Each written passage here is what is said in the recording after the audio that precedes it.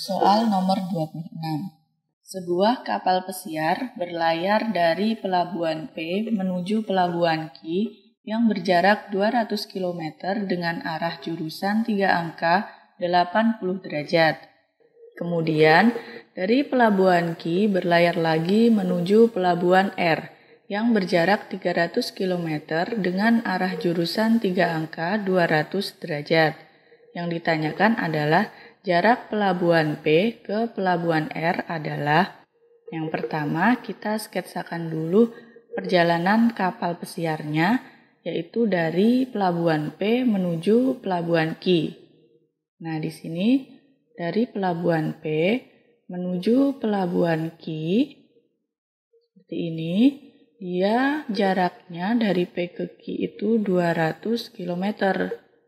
Dan dengan arah jurusan 3 angka 80 derajat seperti ini. Nah, lalu dari pelabuhan Q ini dia berlayar lagi menuju pelabuhan R. Nah, arah jurusan 3 angkanya adalah 200 derajat. Nah, jadi kita ukur 200 derajatnya dari arah utara. Seperti ini. Nah, di sini besarnya 200 derajat. Dan di sini adalah pelabuhan R. Jaraknya berapa? 300 km.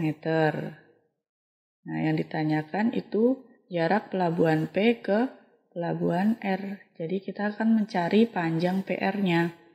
Nah, untuk mencari panjang PR, kita memerlukan sudut Q. Nah, untuk menentukan sudut Q ini, kita memerlukan besar sudut ini. Nah, besarnya sudut ini berapa? Karena sudutnya ini sepihak, maka jumlahnya 180. Berarti besar sudut ini adalah 100 derajat. Maka kita dapat memperoleh besar sudut Q, yaitu 360 dikurangi 100 derajat ditambah 200 derajat. Hasilnya 360 derajat dikurangi 300 derajat. Hasilnya adalah 60 derajat.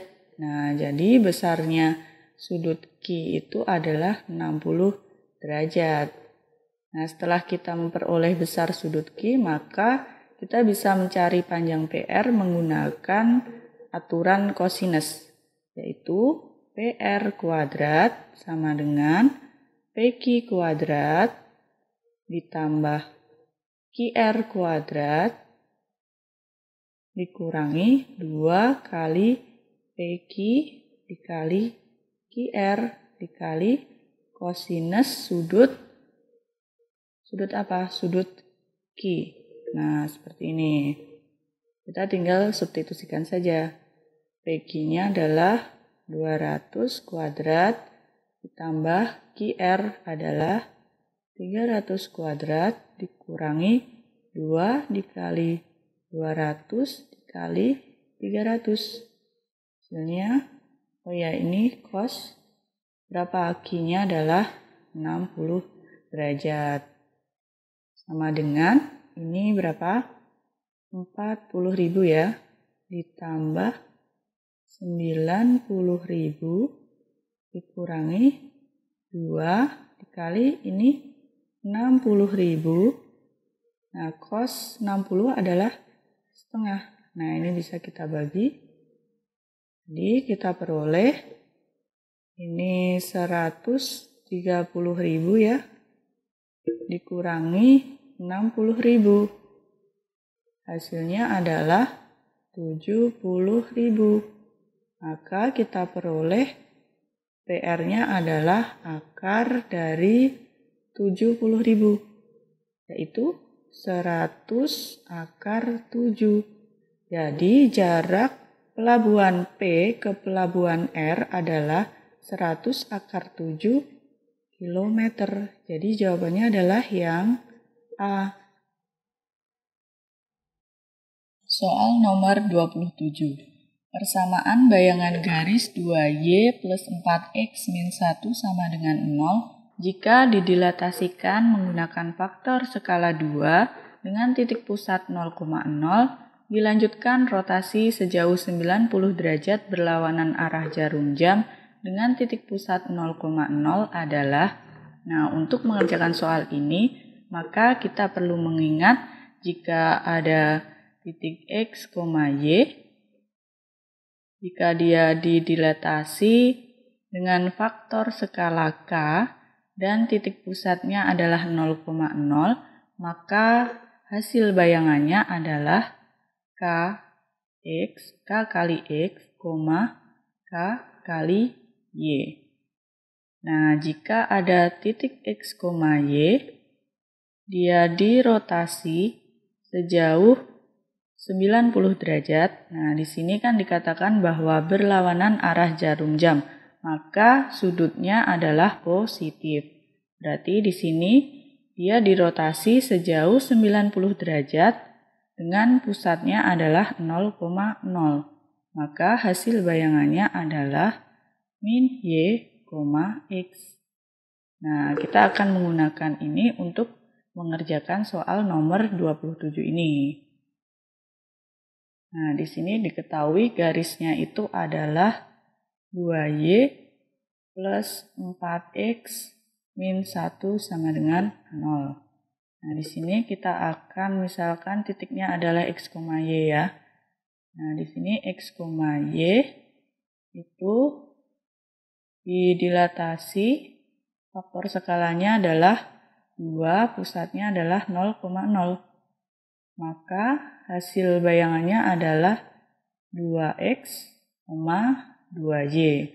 Nah, selanjutnya titik ini, hasil dilatasi ini, yaitu 2X, 2Y, dirotasi karena dilanjutkan rotasi, yaitu rotasi sejauh 90 derajat dengan pusat 0,0.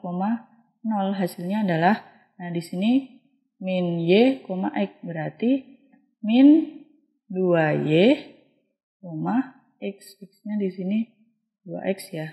Nah, seperti ini. Nah, kita sudah memperoleh titik hasil bayangannya. Nah, berarti di sini untuk X aksen itu sama dengan min 2Y. Maka Y-nya adalah min setengah X aksen. Lalu untuk Y-nya adalah 2X. Ini Y aksen ya. Y aksen sama dengan 2X. Maka X-nya adalah setengah Y aksen. Nah, kita tinggal substitusikan ini dan ini ke persamaan garisnya. Maka kita peroleh 2 dikali Y. Y-nya tadi apa?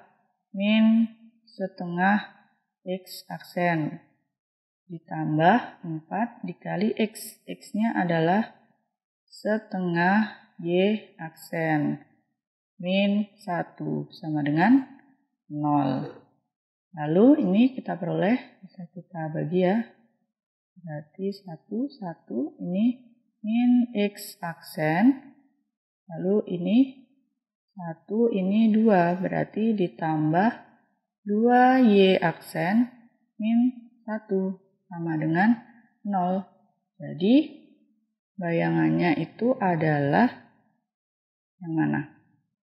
Oh, ini kita kalikan min 1 terlebih dahulu ya. Jadi kita peroleh hasil bayangannya itu, bayangannya adalah X min 2Y plus 1 sama dengan 0. Jadi jawabannya yang mana? X min 2Y plus 1 sama dengan 0. Jadi jawabannya adalah yang E. Soal nomor 28. Diagram batang berikut menunjukkan produksi pakaian yang dikelola Bu Rahmi selama tahun 2017 dari bulan Januari sampai bulan Desember. Yang ditanyakan adalah peningkatan tertinggi jumlah produksi pakaian Bu Rahmi terjadi pada bulan. Nah, untuk mempermudah kita mengerjakan soal ini, maka kita akan analisis satu persatu pilihan jawabannya. Nah, yang pertama pada bulan April, peningkatannya adalah April, itu berarti ini 151 dikurangi bulan sebelumnya, yaitu Maret, 112. Itu hasilnya adalah 39. Nah, selanjutnya untuk bulan Juni itu 81 dikurangi bulan sebelumnya, yaitu 18. Sama dengan hasilnya berapa? 63 ya. Nah, selanjutnya untuk bulan Juli. Bulan Juli itu adalah 133 dikurangi bulan Juni ini 81. Maka hasilnya adalah 52. Nah, selanjutnya untuk bulan September. September itu 166 dikurangi bulan sebelumnya 150. Hasilnya adalah 16. Lalu untuk bulan November itu 153 dikurangi bulan Oktober ya, 87. Maka hasilnya adalah berapa? 66 ya. Nah, maka peningkatan tertingginya terjadi pada bulan apa ini? Paling tinggi, oh ini ya, 66. Maka terjadi pada bulan November. Jadi jawabannya adalah yang E. Soal nomor 29.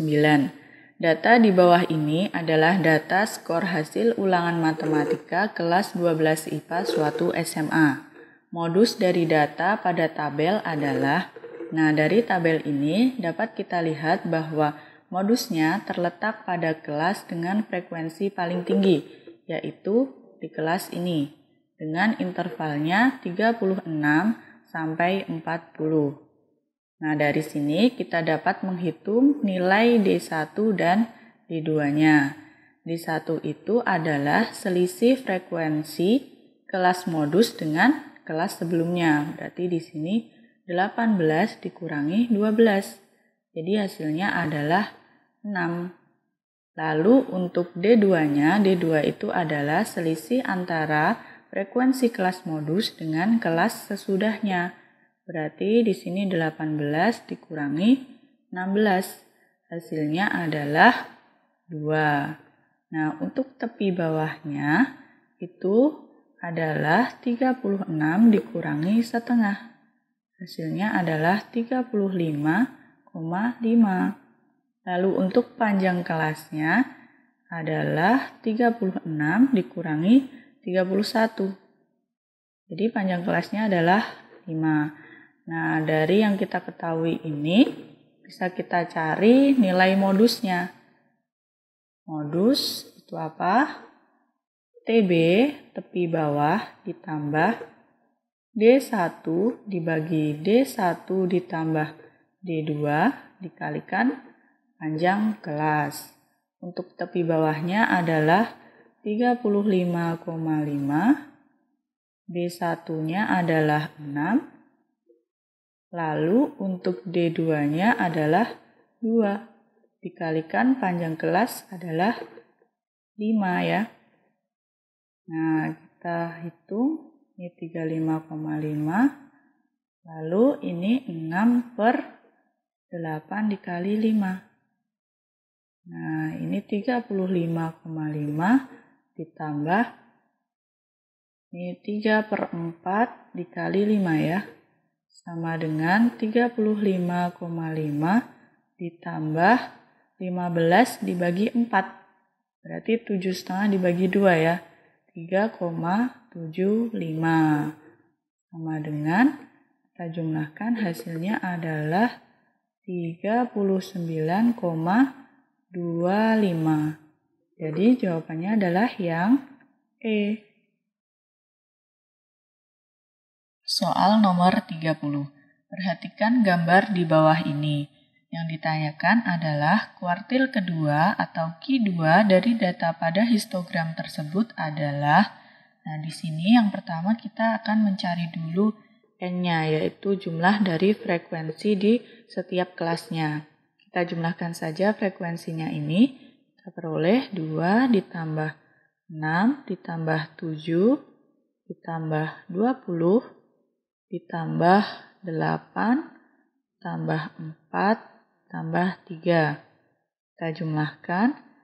Ini 8 ditambah 7, 15 ya. 15 ditambah 20, 35. Nah, lalu yang ini 8 ditambah 7, yaitu 15. Maka N-nya adalah 50. Nah, selanjutnya kita akan mencari letak dari Q2. Letak Q2. Q2 ini sama saja dengan median ya. Itu adalah data ke berapa setengah dikali N plus 1, berarti 50 ditambah 1. Sama dengan 51 dibagi 2, yaitu data ke 25,5. Nah, data ke 25,5 ini terletak di kelas mana? Nah, kita akan cari dulu frekuensi kumulatifnya. Ini 8, lalu kita tambahkan lagi, ini 15. Lalu untuk yang ini frekuensi kumulatifnya adalah 35. Nah, berarti untuk Q2-nya ini terletak pada kelas yang ini. Nah, dengan frekuensinya 20. Nah, selanjutnya kita akan mencari nilai dari Q2. Q2 itu apa? Tepi bawah ditambah setengah kali N min frekuensi kumulatif sebelum kelas Q2 dibagi frekuensi kelas Q2 dikalikan panjang kelas. Nah, untuk tepi bawahnya berarti ini ya 71 dikurangi setengah. Berarti TB-nya adalah 70,5 ditambah setengah N, berarti setengah dikali 50. Di sini 25 dikurangi frekuensi kumulatif sebelum kelas Q2. Berarti frekuensi kumulatif sebelum kelas Q2 adalah 15. Dibagi frekuensi kelas Q2 berarti adalah 20. Nah, dikalikan panjang kelas. Panjang kelasnya adalah berapa? 71 sampai 75. Berarti panjang kelasnya adalah 5. Selanjutnya kita hitung. Ini 70,5 ditambah, berarti ini berapa? 10 dibagi 20, yaitu setengah dikali 5. Maka kita peroleh 70,5 ditambah 2,5. Jadi jawabannya adalah 73.